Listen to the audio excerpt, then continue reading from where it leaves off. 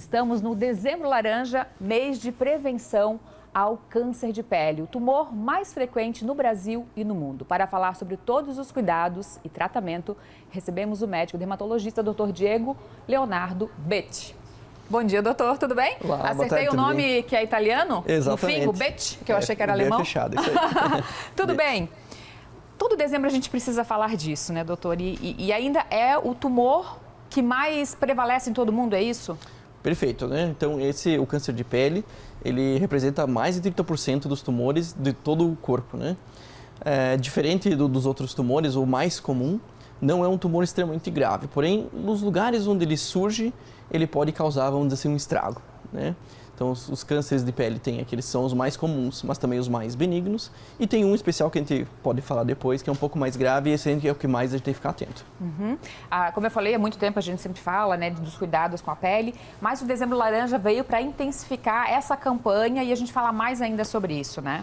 Isso, o Dezembro Laranja é uma iniciativa da Sociedade Brasileira de Dermatologia. Desde 2009, a maior campanha contra o câncer de pele do mundo, né? Isso é registrado no Guinness Book já, né? E é uma campanha de conscientização, né?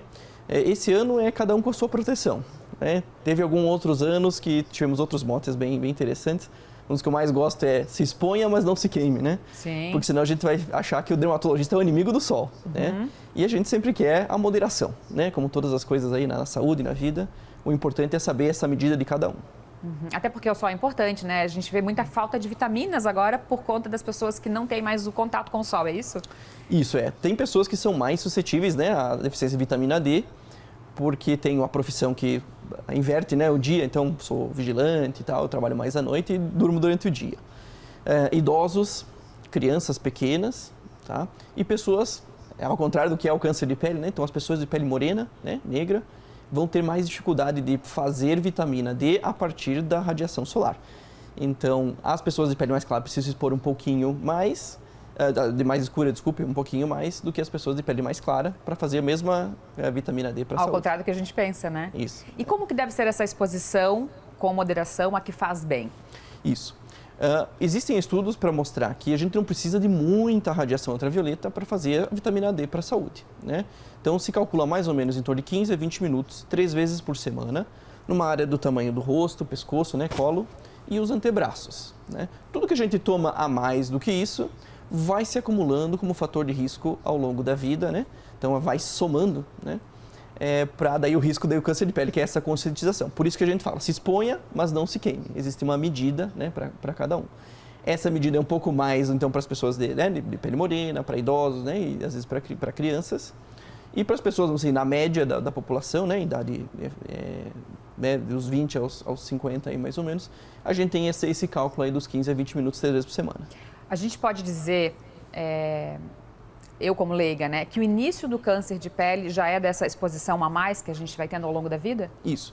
A gente vai ver mais, então, em pessoas de pele clara, olho claro, cabelo claro, e que não tem a capacidade de bronzear. Então, vai para o sol e só fica vermelho. A gente chama isso de fototipo 1, que não bronzeia absolutamente nada, só queima, e fototipo 2, que vai ao sol, bronzeia, mas com muita dificuldade e praticamente sempre queima. Então, esses dois, né, o fototipo 1 e 2, que são os mais expostos, vamos dizer assim, pouco sol já é capaz de causar uma radiação suficiente na pele para ser fator de risco para o câncer no futuro. Não é um sol que você tomou na vida, né? Sim, sim. Então, muitas vezes passaram a vida inteira, às vezes, trabalhando no sol, né? Tem uma atividade profissional ou esportiva, né? De lazer baseada nisso. E daí vai somando um pouquinho. Daí lá pelos 50 anos de idade, começam a aparecer alterações na pele que são fatores de risco para o câncer. E quais são essas alterações que a gente deve ficar atento? Isso. Então, a gente começa primeiro com manchas. Então, a nossa pele começa a perder a capacidade de ter o tom normal, né? Começa a aparecer rugas, né? E depois começam a aparecer pequenas lesões avermelhadas, geralmente no dorso das mãos, antebraços, né? Colo, pescoço, orelhas, para os homens principalmente, porque as mulheres o cabelo protege, né?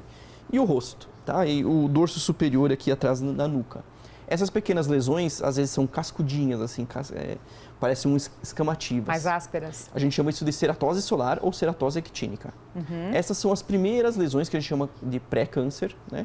Já marcam um risco elevado da pessoa desenvolver nos próximos anos. Quer dizer que ela já teve uma carga solar ao longo da vida muito grande. Elas podem ser confundidas com sinais ou pintas? Os sinais, os pintas que normalmente a gente vê, são aqueles que são escurinhos, assim, ou marronzinhos, que podem ser ao nascimento ou durante a adolescência aparecerem, né? Essas lesões, elas podem se confundir com câncer de pele mais grave, né? Então, elas não são cascudinhas, elas são lisas geralmente, tá? Ou levemente sobrelevadas, e elas têm essa tonalidade acastanhada. O câncer de pele, por ser o câncer no geral, né? São células que se multiplicam de forma desorganizada, desordenada. Então, ele não vai fazer uma pinta redondinha, simétrica, bonitinha. Ele vai fazer uma pinta toda caótica, que a gente chama, né? De várias cores. Então, marrom, preto, cinza, azul, branco. Então, ela começa a ter várias cores e começa a formar um formato assimétrico, né? Se eu dividir uma pinta no meio ou qualquer coisa no meio, um lado não é o espelho do outro. E isso a gente chama isso de assimetria. Então, assimetria, várias cores, né? Bordas irregulares, né? Principalmente anguladas, chamam muito a atenção para essas pintas ou sinais que a gente tem, que podem ser de infância ou do nascimento, mas que vão crescendo e mudando ao longo da vida. Se ela tem mudança, a gente gostaria de examinar. Então, procure seu médico dermatologista. Pois é, além de procurar se observar alguma coisa estranha, é autoexame que a gente chama também, da gente se avaliar ou pedir para alguém ajudar, isso a gente deve fazer todos os anos, procurar um médico todos os anos, o que é recomendado? Isso. Para pessoas que têm alto risco de câncer de pele, isso tem lá na campanha do Dezembro Laranja, bota Dezembro Laranja SBD lá na internet, você vai até encontrar até uma calculadora de risco, né? Pessoas de alto risco, então, pessoas de pele clara, que não bronzeiam, né, que queimam com facilidade, ou que têm muitas pintas, mais de 50 pintas, vamos dizer assim, no corpo, tá? Já são consideradas de alto risco e poderiam ser indicado para ela um exame, sim, anual, né? Pessoas que passaram a vida inteira acumulando sol, né? Então, pessoas que trabalharam na área rural, um carteiro, pessoas, né, que têm um trabalho realmente externo, que já tem essas marcas, né, ou do envelhecimento precoce, ou já essas casquinhas, né, as queratoses actínicas, essas também devem fazer uma avaliação anual. Doutor, a gente sabe que tem que usar filtro solar, né? Tem alguma recomendação especial de que filtro escolher e o que mais a gente pode usar para se proteger? Isso. O filtro solar a gente considera, vamos dizer assim, um dos fatores para a fotoproteção. Então, a proteção solar ela é mais ampla do que só usar o filtro.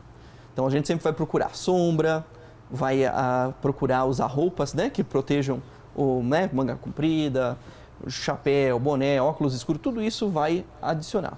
E hoje a gente tem até tecidos, vamos dizer assim, especiais que bloqueiam a luz solar, né? Começou lá com os surfistas, mas hoje todo mundo já conhece aí para as crianças, tem as roupas certinhas, né, de proteção solar. Nas áreas que ficaram expostas, sem cobertura, né, ou da sombra ou da própria roupa, aí você passa o filtro. No mínimo, a gente considera um protetor solar legal fator 30, tá? Quem é mais sensível, tem a pele mais clara, queima com mais facilidade, pode usar 50, 70, né? Então, dependendo da sua sensibilidade, mas no mínimo 30. E a aplicação do protetor solar, que daí tem lá a regra também, que a gente chama das colheres, né? Para poder ver a quantidade. Eu vou deixar também lá no site para vocês consultarem, também é legal. Tá? Mas você tem uma quantidade para colocar. Geralmente a gente vai falar em torno de 30 minutos antes da exposição, né? Então, vou sair às 8 da manhã para ir para a praia, para a piscina, né? Vou fazer um passeio externo. Tem que passar ali, né? Um pouquinho antes de sair de casa, né? Chegar lá e montar Sim, toda a barraca, não sei o quê. Aí aquela meia hora que você esqueceu ali já se queimou às vezes, né? Então, e reaplicar a cada 2 horas mais ou menos, se tiver sob sol contínuo. No dia a dia e tal, a gente tem uma flexibilização nessa regra. Mas se você está sob sol contínuo, a cada 2 horas, aquele produto, né, vai se consumindo e você precisa reaplicar com uma certa frequência. Doutor Diego, muito obrigada por ter vindo. A gente sabe que esse assunto dá para falar mais, né, durante esse mês ainda. Obrigada pelos esclarecimentos. Uma boa semana. Muito agradecido e sempre à disposição. Obrigada.